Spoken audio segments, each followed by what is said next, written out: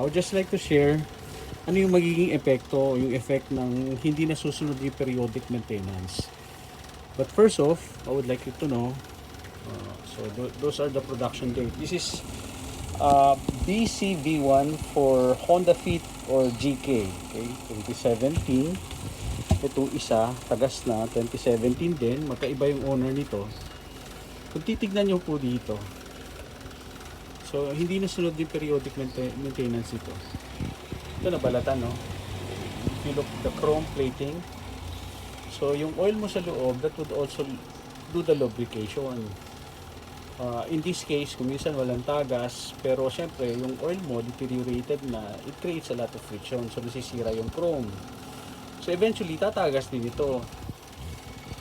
So ito yung mga hindi nasusunod yung periodic maintenance. So if you try to count, that's 2017, 18, 19, 20, 21, 22, 23. So that's more than 5 years. Kaya lang, in this case, tapo na siya. Kung nasunod na siya ng periodic maintenance, prior to that, 4 or 5 years dapat pina-overhaul na. Kahit wala siyang nakikitang tagas para bago uli yung oil, bago yung oil seal. In this case, ganun din. So, 2017 model, mo tumagas na to.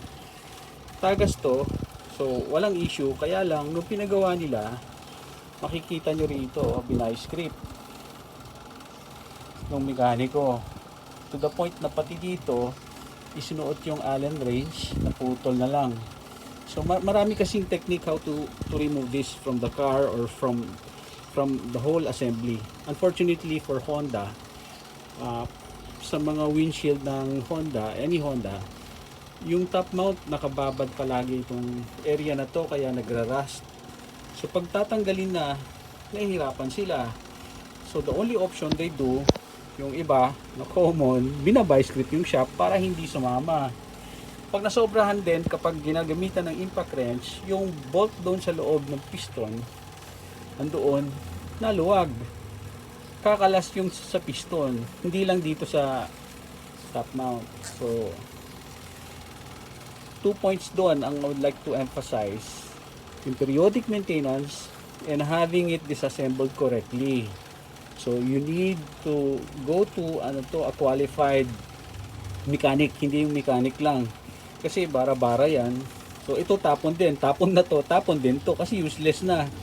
Ang daming tama, ayan o, nung kumakalas yung vice grip, yung mga sugat na rito. Tapos yung dumping area wala na dahil naputo nila yung allen na ginamit. Dito sila kumontre. Okay, so again, huwag nyo pong hintayin na masira, bilangin nyo. Actually pwede nyo naman makita yung production date eh. So in this case, diba, either yung mileage mo or yung number of years.